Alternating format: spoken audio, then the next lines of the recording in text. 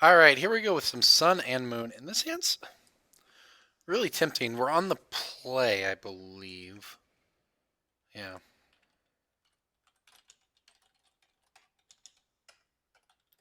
Sorry, let's talk to our opponent for a second. Um, we're on the play, so this is way less exciting. I think we're in a mulligan because obviously it's a mulligan with the Emrakul. I like having both killers of mana, turn 2 Chalice, etc. But yeah, with Emrakul, we just mulligan.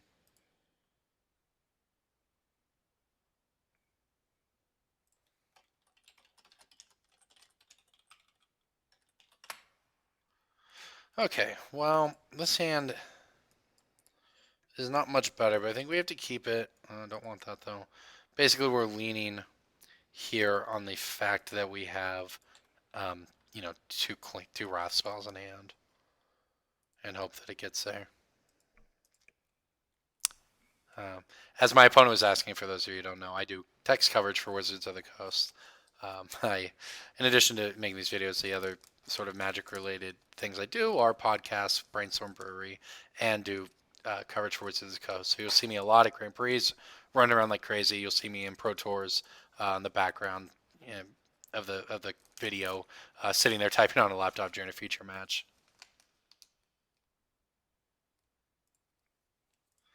All right, so opponents on some sort of red-white, well, Swiss Brew, then these wrath spells will be very good, assuming we can get there. Love to rip a red source off the top of my deck here. Not exactly a red source. Well, I guess it sort of is. It makes red mana. I guess I should have asked a little more specifically there. I feel alright if we can just get a land and play Wrath of God, but we're definitely going to need a land here. I don't know. I've not seen Inspiring Vantage often out of burn. It makes me think it's more creature based, but it just seems like I'm just going to get burned out.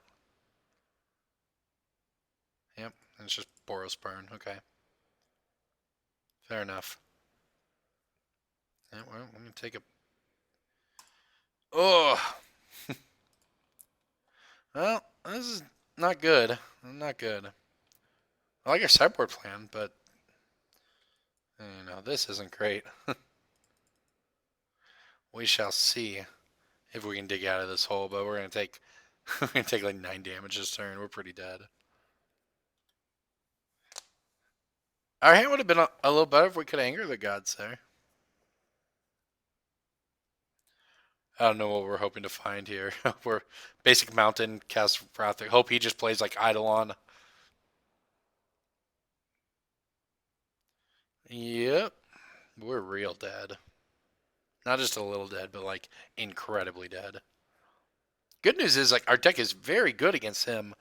And that's sort of the way this red-white deck works is you have cards in your deck that are so good against certain archetypes, to the extent where they're just haymakers. They're just in the game on the spot. And they do so much work for you. Like, Blood Moon against a variety of decks. Anger of the Gods against a bunch of decks is great. Uh, and those cards, and Chalice of the Void on one is, for instance, insane against Burn. Um, but when you don't know what you're looking for, it doesn't work. You have game ones can be really awkward because you have such a wide range of starting hands. Um, where like this hand could have been very good against certain decks. As it turns out, it's not good against Burn, but we can have opening hands that are insane against Burn and not very good against other decks. So we'll see.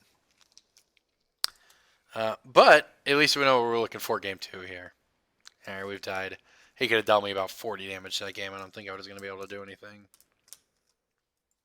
Obviously, we got mana screwed, color screwed, etc. I think I'd like to play some ley lines, some Spellskite, some Blessed Alliance, probably some Purge. What do we not need? Don't need these Blood Moons against Boros Purn, that's for sure. Don't want to do myself damage. Don't like that plan. Board out in anger. The rest of this looks pretty good. I don't know if we need, Spirit Guide. I like playing a turn one Chalice, so I like that. I'd really like to play turn one Chalice, as a matter of fact. Yeah, I really like our deck in this matchup. We just have to draw a little better. We probably don't need this quite as much. Honestly, I don't know if we want 4 Wraths, but there's not much we're going to need to Banishing Light here. So we may as well have the ones that hit more things for the same mana cost. All right, our deck just has to be insane against burn after sideboarding. Like this. Remember I talked about turn 1 Chalice of the Void? I bet it's pretty good against burn when you're on the play. This deck has the colors of mana, too, to actually play what we need. Alright, well, let's see if this is good enough. Something tells me this is going to be very good against them. Could just easily turn. He mulliganed to 6, and we could have just turned off half his hand. So we just need to find one more land. Basically. What is that? You can't cast anything, man.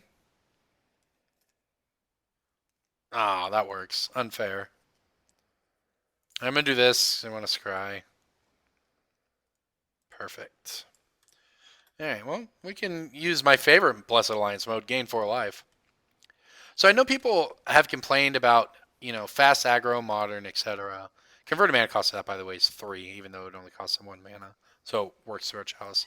People complain about modern and how control's bad and, aggro is all that exists, etc., etc. But they are printing cards. People look at something like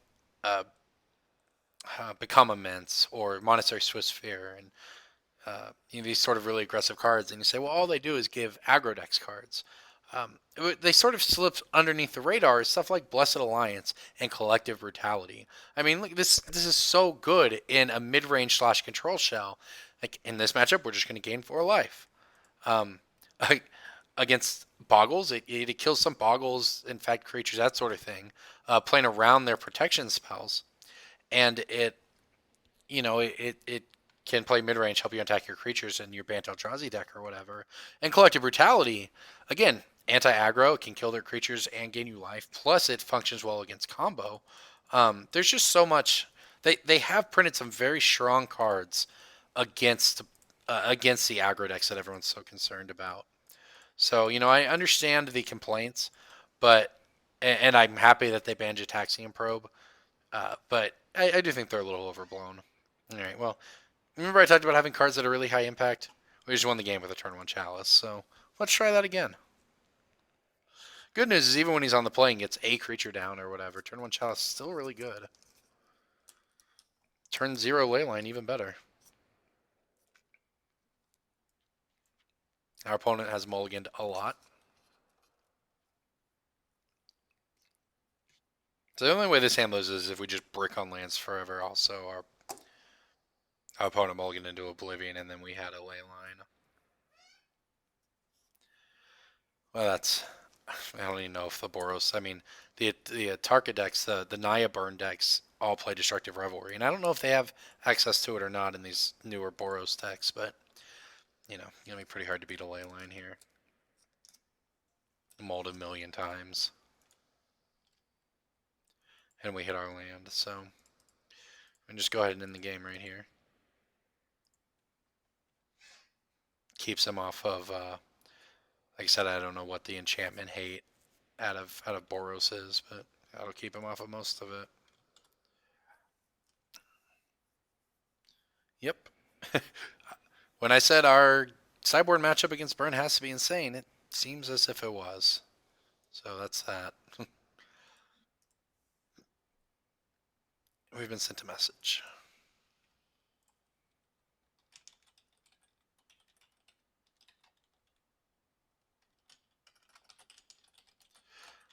All right, well, there you go. Our opponent's scooping. I may go ahead and give him the scoop. He's a nice guy, actually. But looks like that'll be it. We're going to go ahead and play this Nahiri here, and that'll be it. All right, there goes the concession. So, all right, good games. You have such high impact cards in this deck. It works out very well.